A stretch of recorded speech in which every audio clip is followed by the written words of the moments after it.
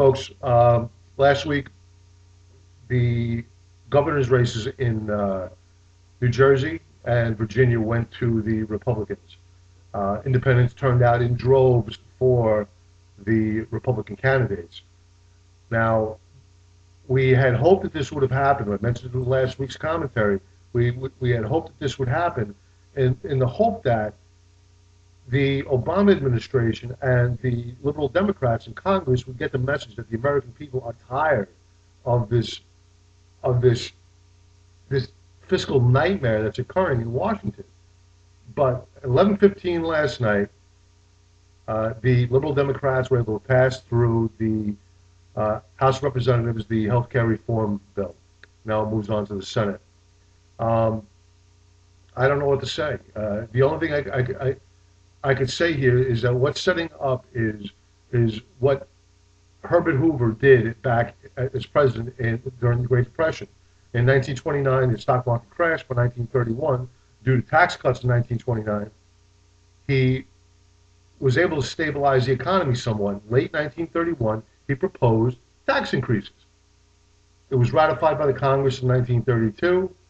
Taxes went up on everybody, steep tax increases.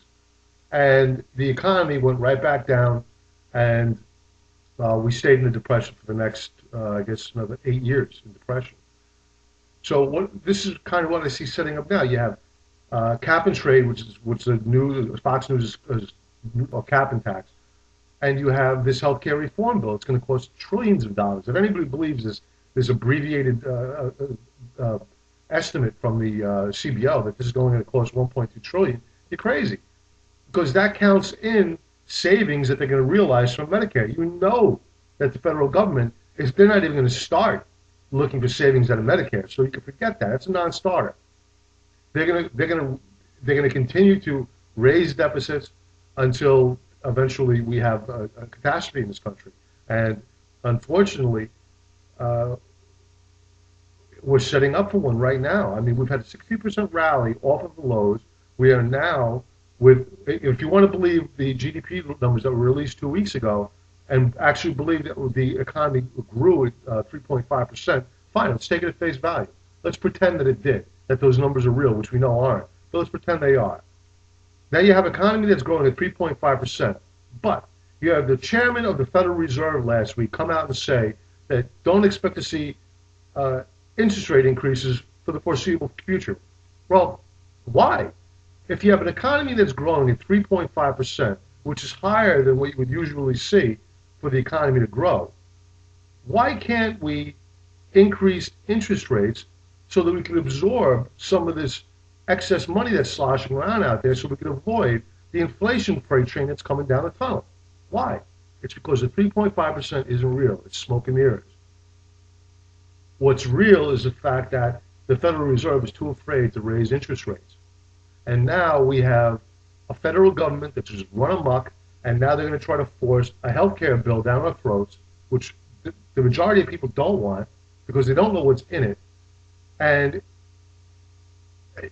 it's going to raise taxes on the small businessman. It's going to raise taxes on the consumer. The consumer is already all but dead. They have no credit card leverage to buy things with. They can't get new credit cards. They are in debt up to their eyeballs at 30% interest rates that these banks are gouging them for. What are they going to use to spend? You have unemployment figures that came out on Friday at 10.2%. Why didn't the market sell off? It's because it was expected. Everybody expected this. This is no great big news. And the story that doesn't that's not told and it should be told is that 10.2% that's not the real number. The real number of unemployed in this country is more like on a minimum. I'm being conservative. 17.5% of people are unemployed in this country. It could be upwards of 20% because the people that have fallen off the unemployment rolls are no longer included in that 10.2%. So to say, folks, I see what's setting up here is a major catastrophe for this country. And if I say that I'm going short of the market, you don't need to expect it to roll over tomorrow. Am I building a position on the short side? Yes, I am. But what's setting up here is not good. And it could take months for this market to really start to crater. But we're seeing the chinks in the armor already. And do we have long positions? Yes, we have long positions on to help hedge our short positions. We're not net short yet, but we're going to be. We're working on it. On Friday afternoon, I sent out a notice to my subscribers. Listen, let's take a look at the SDS. This is the short S&P 500 fund. 36.83. That's where we first in that neighborhood. That's where we started building a position in the SDS. We're going to look for the SDS. This is a short fund on the S&P 500. If I didn't say that before, I apologize. And we're going to look for it to retrace coming back down to possibly retest that $36, $37 range, and we're going to continue to build that position in the SDS. If it breaks through 36.83, we get out, we take a small loss, no big deal.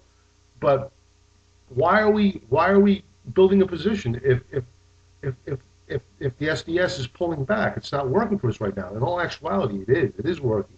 We have a profit. A, B. Look at the volume here, the selling volume. It's dropping off considerably, and you need to contrast that with the selling volume or the buying volume on the S&P 500. Matches up day for day. Look at this buying, this so-called buying. This is the small investor coming in here to buy the stocks. This is not institutional money. This is not the big hedge funds coming in to buy. This is the little guy and the short sellers who didn't want to be short on Friday. So I don't know what to tell you, folks. You need to be really, really careful here, because what's setting up to be is a possibility of a crash in this market. I'm not trying to I'm not predicting a crash anytime soon. I'm not that smart. But what I'm saying is that what's going on here, these band-aids that are being put on the economy and running up tremendous bills, it's eventually going to come home to roost, and you're going to have selling come into this market. I don't know when it is, but my indicators is telling me that, man, this is not the time to be buying stocks. Look at this volume. Look at the drop-off in volume. Here's your average. Here is the up volume, and it's just dropping off a cliff. So I don't know what's gonna push us through this 1100 level. If the volume is this light now, I simply don't know. I'm not that smart. Let's take a look at the weekly chart, which is what we always like to do here on the weekly commentary. Now, take a look. Last week, it looked as in my last week's commentary. I said, look out below. If we see continuation here, we didn't. The market did not gap lower. We didn't see another weekly low. We were able to have an inside week last week. But again, take a look at the volume. Very light on volume last week. The previous week's down volume was far superior than the up volume. So please be careful. U.S. dollar held support here. Okay, the U.S. dollar has not broken to new lows. We're still long the U.S. dollar using the UUP. The VIX, it's falling off a cliff. There's too much complacency out there. This is what leads me to believe, especially if we break below this 20 level, we could see a crash in this market. I get firmer and firmer in my belief in that every day. The RTH rallied again on Friday. I don't know what these people are expecting consumers to come out and pay for items with. I don't know. But take a look at the volume. It dropped off a cliff once again. This is the small investor coming in here. This is not institutional money. So this cannot be supported. What's going to break it through this $94 level here? I don't know. Can the government spike it? Can they give a call to Goldman Sachs and say, you know what, spike your stock a bit, get these bank stocks going so the market doesn't crash before Christmas? Absolutely. They've done it for all these months already. There's just so much cheap money out there to do this with. So please be careful. PZA last week. We went short PZA, which is a municipal bond fund, back here. Okay, when everybody wanted to buy it, we said, okay, we'll take it from you and short it. So we went short back here. We saw this tail come in on, I guess it was Tuesday, and we closed out that position based on that technical reading. We may see a rally higher on that. We're not going to buy it. We have closed out a short position for a nice profit. NTL, we are still short this. We still like the short position. So we continue to stay short it. Retail holders, man, I would love to see them continue this high up to $94 level with the volume dropping off. We may just get short this as well. We did, as I mentioned earlier, add the SDS position. We're going to continue to build that position up. Now, the only thing scary in this market right now is if we had a chairman of the uh, House Committee on Banking and Financial Services get caught in a sting operation. Well, I'm sorry, we did.